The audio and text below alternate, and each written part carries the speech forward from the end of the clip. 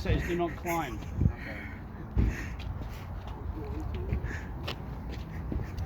See, look, you can't see the cut and you're blocking the logo. That's a crime in 36 states. And 3 countries. 66 countries.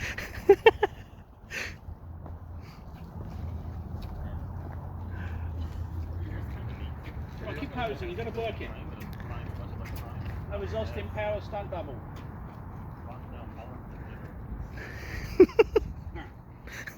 Who's camera? $5 lady, $5. You're welcome. Remember what I said to you about the guy who owns it? What jerky was? What's this? Look. Oh yeah. I was wondering the guy that owned it. He's not really a jerk. He's okay. Just doesn't play well with others. Oh look, I was going to show you. Look. Look at these valve stems. Oh wow! Holy crap! Now you know why I'm not impressed. Right? That is amazing. How'd you get those custom made? That's for me to know, and you attempt to find out. 10-4 on that, good buddy. Right? So that's why I said, you went, look at those valve stems. I'm like, look, the nerd hasn't really noticed the valve stems, the valve covers on the Ecto-1. Barry, as many times I've seen most this. people don't notice the magazine covers. I noticed the New those. York Library slime sample, right? Yeah. People don't notice stuff like that. See, I noticed that. The first time I ever noticed the Did you notice the speedometer from the DeLorean from Back to the Future? And you have the flux capacitor. Badges, and the flux capacitor. You know, and I can even show you the proof because when we first met, I put that in our video. Right. So the other tongue-in-cheek joke is the radioactive symbol on the fuel cap. Yep.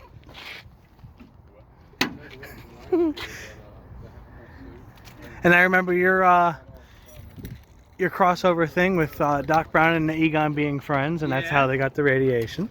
And yep. Exactly. Oh, that fella.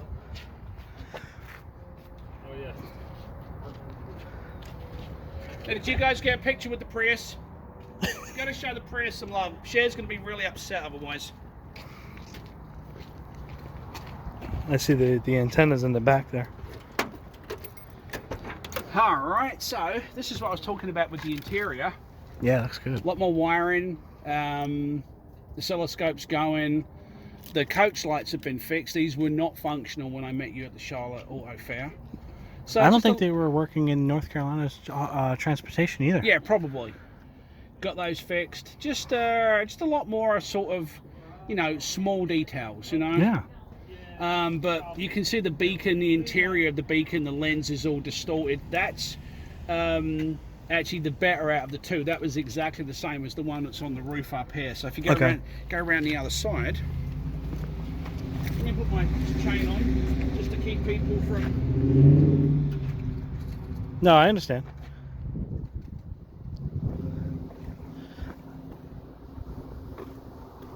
I love this.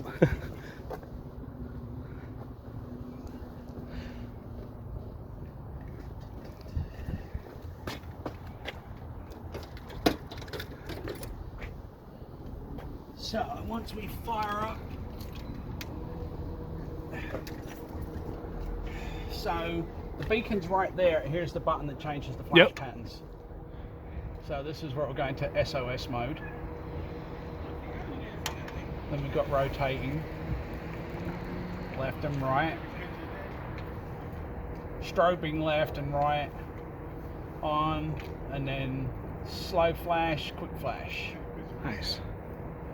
So at night it's really impressive. Oh yeah, really, I remember really the video you showed me inside. That's really good. Was it I didn't notice that last time. See, I didn't even notice that on the steering wheel. That is because that is 3 years ago when I put that on the steering wheel. I had a dream one night that Ecto-1 was a transformer, and so it's supposed to be the sort of Ghostbusters type no ghost moogly homage to the first Transformers movie, where Shia LaBeouf's character buys the Camaro from Bernie Mac. Okay. And he gets in the car and he rubs the dirty Autobot logo. And so he doesn't know what he's buying. But us as a fan go, oh my God, it's a Transformer, right? Because you see the Autobot logo. So it was really supposed to be sort of endemic of that type of nod to the movie. Exactly. And then I think one of the things that's really funny, when I had that made, and it's chrome plated, it's all metal with the red enamel inlay, and I posted pictures of that on the Ecto-1 builders sites. Somebody was like, hey bud, you just turned your airbag into a Claymore.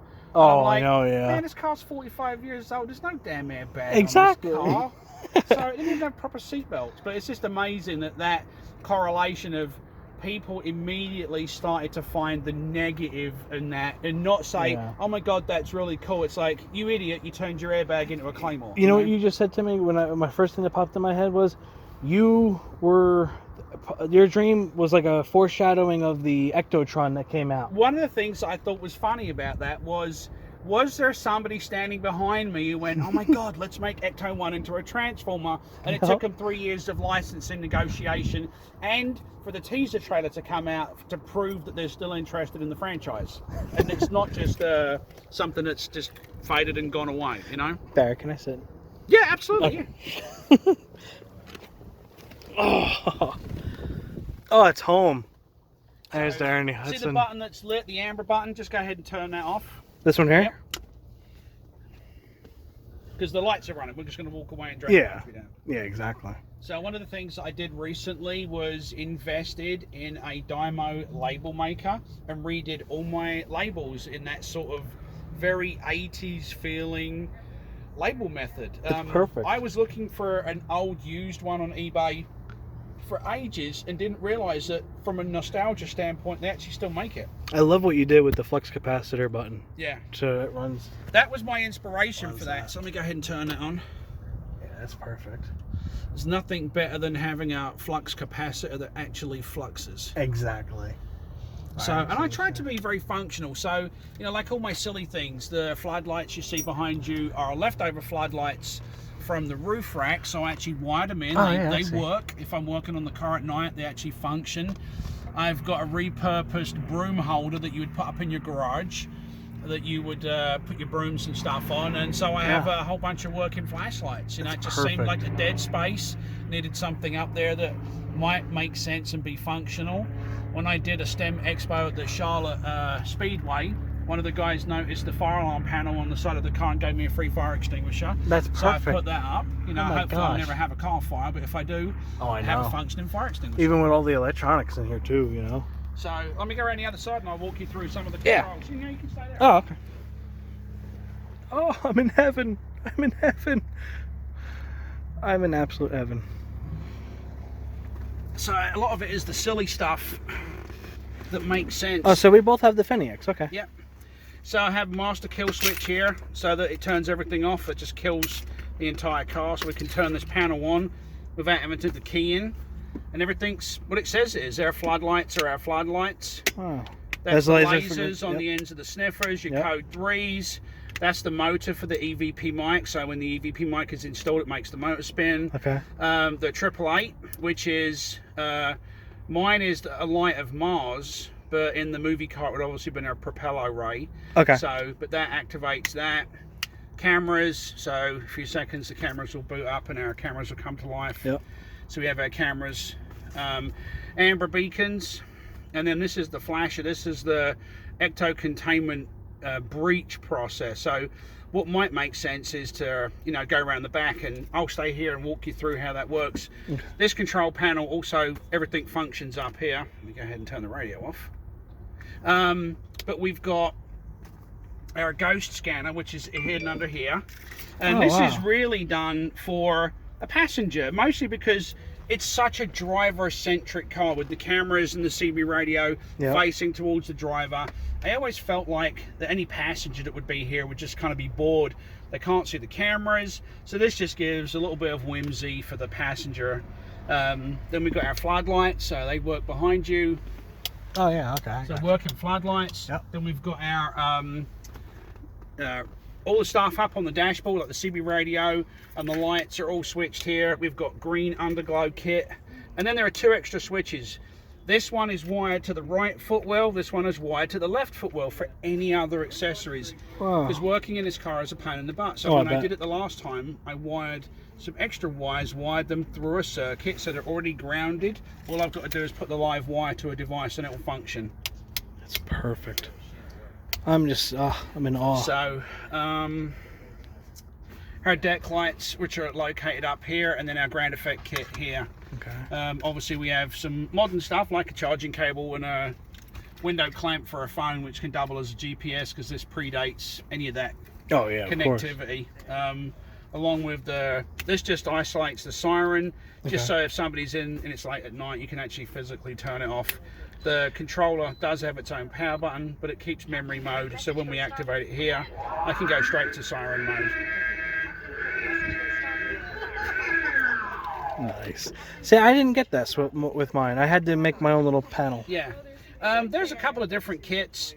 Sometimes it comes with a 6 outlet box to run 6 of your favorites. Okay. The 200 has a little dimple down here where you can actually pick which of the sounds you want to store on this. And this mini controller has wig-wag function built in, so these are actually light controllers as well as siren controllers. Okay. So they will activate sirens, but they'll also turn on lights. And because it has the built-in wig-wag, especially for like the deck lights, you can get that oscillating feel from either the code 3s. If you have lights in them, you could have it wired up to your headlights. They did that on some old ambulances, that the headlights alternate from left to right when they were in a procession, if they were, you know, in a funeral procession, etc. So yeah, you want to come around the other side and I'll go through the Ecto Containment breach system with you. Yeah, please. I appreciate it.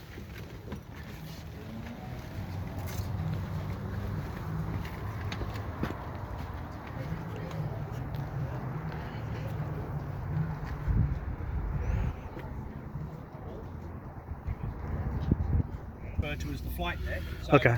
I have all my panel lighting so I can control that from back here, and we have a little bit of animation with some LEDs and stuff. Let me go ahead. What I'm going to do is go around and close the other doors and darken this down so that the projector, once it cuts in, is going to be a bit more visible. Okay, perfect. There's a thrower. So yeah, it makes all this a little bit more, and obviously at night, if you're doing an event or you're doing kids in a birthday party, it can be a lot more fun. There's green neon under both the chairs, so they're lit from underneath too. Okay. So what I can do is turn this off. Here's our first stage. I did that wrong. Sorry, first stage of Ecto Containment breach. So normally tell the kids, hey, if you see a big amber flashing light, make sure you holler out, maybe we've got a problem. I can put the light on from up here and then have the sound. And then finally the escape. Oh, that's so cool.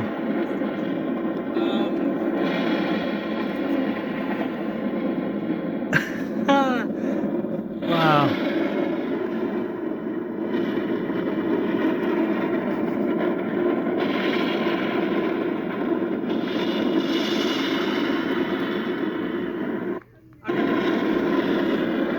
That's great. At this point, we just have the kids scream Ghostbusters as loud as they can. These are all very well trained ghosts. That scares them back in the containment unit, and we're good to go. I can put panel lights back on. And like I said, this is going to get some additional lighting that will kind of pulse and change the beacon out, give it a more robust feel. The bulbs in these beacons don't seem to last very long, so I'm constantly changing them out, and they generate a lot of heat, so they're going to get replaced with LEDs. Okay. Even though it's probably not the look of the 80s, it would have been a traditional tungsten filament type or halogen bulb. But I have to manage that with being practical and having to disassemble everything that keeps changing them every time they go. So that's the Ecto Containment system. That's perfect. You got the phone back here. I see Tobin's Spirit Guide, Space Catalog. Yeah, haunted books. Lots of Easter eggs in the car. So there's a little button on the bottom of one of those books. Go ahead and push it. Oh yeah, that's perfect. So I think that was actually a Spirit Halloween or maybe a Halloween Express find 2 or 3 years ago. And I found somebody online that printed those book covers, so I just bought that in Spirit Halloween or whichever the Spirit's, you know, the Halloween store was, seasonal Halloween store, and then recovered the books. Wow. So most people don't notice, you know, Spate's catalog, Yeah. and Spirit Guide, but your Ghostbuster nerds will pick up on that kind of stuff, you know. And then just go I ahead and did. push the button and it'll go back to sleep. Wow. The lights came out really good. I'm glad they got them. You got them working Yeah, again. it was a very happy accident finding the broke wire that fed those and getting those back alive, because they're very Art Deco and have that sort of feel like they come from that era. You know? Exactly. Oh my gosh, this is just. Oh, I'm a very happy man. Yeah, so I've got a working radio. So it took 3 different radios to get one that actually works. Yeah, it's very hard to get those working. So I ended up getting a charger, 2 different remotes, two different radios, and I was able to cannibalize the 2 radios and get this actually fixed. The toughest thing was actually finding a tiny grain of wheat light bulb to replace that. So when this is in 120 mode, this actually lights up and charges the battery for this, so it's functional for the next time around. So I've only got the one, haven't got a second one going yet to know whether this actually works, like it will transmit and receive. Okay. We just don't use this frequency anymore, so I've yet to find somebody else with a working radio. And I have 2 or 3 more of these. It's just like every other project. There's only so much time in the day, you know? Exactly. So when the roof rack's lit, again, during the daytime it's hard to see. There's some LEDs in here, there's a smoke machine in this. Oh, really? And this is what they would actually plug into when they got back to the station and transfer all that ectoplasmic residue or energy from the ghosts that they call from the transport vehicle back to the permanent containment unit. So maybe they don't need to use the trap drawer and have to reuse, you know, those ghost traps. Just an evolution of that. I think from most of the books, especially the Haynes manual, doesn't really tell you what this is or really what the designation or design of the roof rack is. Like, what's it for, you know? True. Ah. Let me go buy you a beer, Barry. I think the cylinder has been repainted since the last time I've seen you two, getting it closer to that kind of pistachio green. It was yellow originally. And one of the only modifications I made was this hit this part of the roof rack, so you couldn't take this off. So now I can actually take this off and use the tube as a storage if I need to. Perfect. So actually got some functionality out of it. Yeah. Again, obviously the floodlights are not on the movie car, but we do a lot of events in very rural areas, and the headlights on these 45-year-old car are not the greatest thing. So having those floodlights to light up the road and the side around you and for backing up have been, you know, absolutely indispensable. One of the best. Exactly, and I like how you had the camera so you can make sure you're changing lanes. Yeah, there's got a million dead spots. I mean, look at the size of the car. Yeah. And then look at the size of the mirrors. Exactly. It's like the world's biggest car with the world's smallest mirrors. You know, they're like, so it's ridiculous. Plus with the protrusions like the ladder, the hose, and then the hoses. There's a lot of the view that you would normally take for granted is just taken up by things that hang off the side of the vehicle.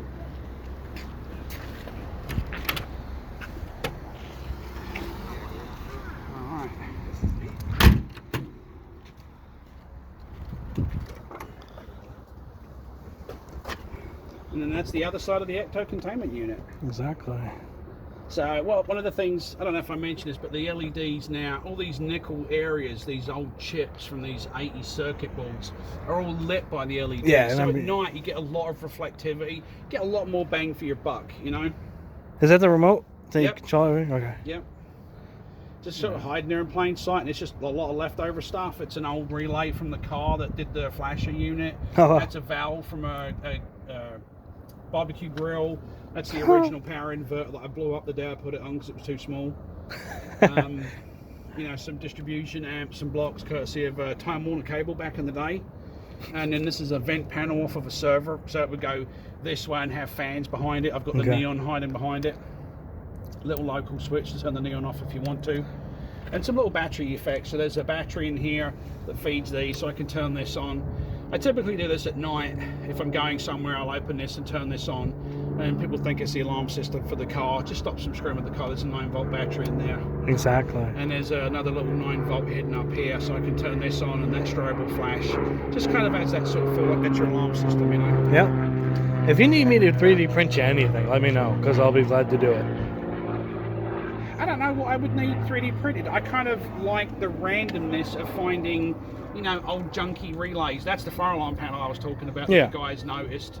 And one of the happy accidents, seal this, seal the circuit board that's showing through. That's where the LEDs were stuck. When I took it and it peeled all the paint off, it almost looks like some kind of writing. So Yeah. everything that happens like that just adds another level of realism, like my tape that's unfolding and the frayed edges, because it all looked too clean. This is all naturally occurring fade, sun fade, where the this piece is underneath the window tint, so the wires are all discolored.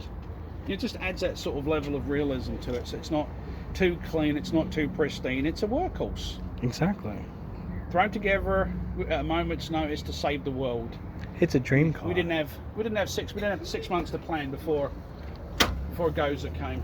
No.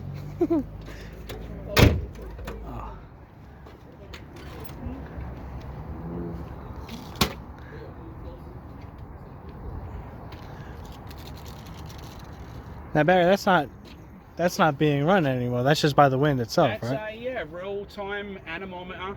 The batteries work 3 years between it and the panel that's in the car. Perfect. So it gives me wind speed, outside temperature, inside temperature, relative humidity, and it's pretty good at predicting a bad rainstorm that's coming. Wow.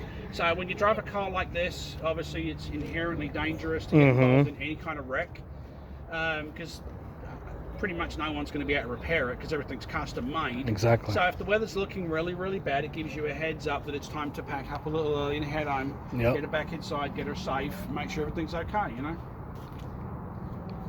How long did it take you to build this? About 1,300 hours so far, Oh my God.